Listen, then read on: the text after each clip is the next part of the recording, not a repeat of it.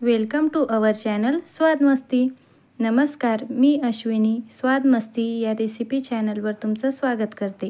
आज आपण पाहणार आहोत लहानांपासून मोठ्यांपर्यंत सर्वांच्या आवडीची बटाट्याची सुक्की भाजी। ही भाजी अगदी डब्यासाठी, जेवणासाठी किंवा प्रवासासाठी परफेक्ट आहे। चला तर रेसिपीला सुरुवात करूया।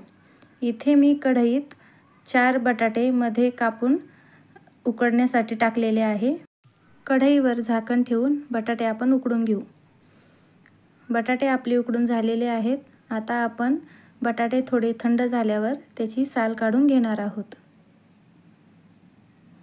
सर्व बटाट्यांची साल काढून झाल्यावर इथे मी एक मोठा कांदा उभा कापून घेतला आहे। आता 4 हिरव्या मिरच्या आणि कोथिंबीर कापून घ्यायची आहे। आता कढईमध्ये फोडणीसाठी तेल टाकून घेऊया। तेल गरम झाल्यावर त्यामध्ये आपण थोडीशी मोहरी टाकून घेणार आहोत। मोहरी तडतडल्यावर त्यामध्ये 1 चमचा जिरे टाकून घ्यायचे आणि आता आपण त्यात कांदा टाकून घेणार आहोत। कांदा थोडासा परतल्यानंतर आपण त्यामध्ये थोडासा कढीपत्ता आणि मिरच्या टाकून घेणार आहोत।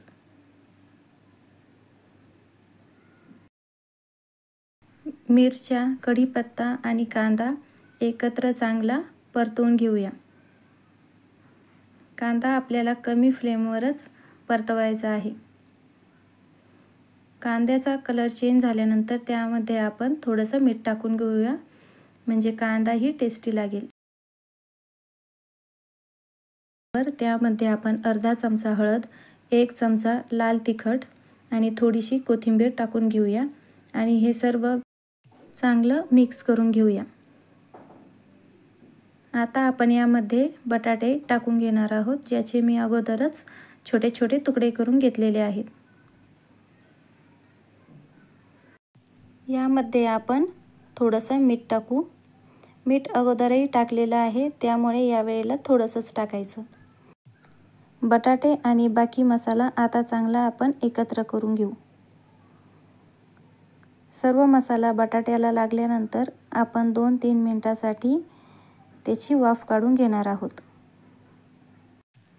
2-3 मिनिटांनंतर आता आपण त्यामध्ये थोडीशी कसुरी मेथी टाकून घेऊया। यामुळे बटाट्याच्या भाजीला टेस्ट खूप छान येते। आणि आता आपण गॅस बंद करूया। सगळ्यात शेवटी आपण त्यामध्ये चिरलेली कोथिंबीर टाकून घेऊया आणि तयार आहे आपली झटपट आणि चविष्ट बटाट्याची सुक्की भाजी। ही भाजी तुम्ही दुपारच्या जेवणात किंवा रात्रीच्या जेवणात पोळी, भाकरी किंवा पराठ्यासोबतही खाऊ शकता। तुम्हाला ही रेसिपी कशी वाटली ते कमेंटमध्ये नक्की सांगा आणि रेसिपी आवडली असेल तर व्हिडिओला लाईक करा, शेअर करा आणि अशाच आणखी छान रेसिपीज पाहण्यासाठी स्वाद मस्ती चॅनलला सबस्क्राईब करायला विसरू नका। पुन्हा भेटूया एका नवीन रेसिपी सोबत। धन्यवाद।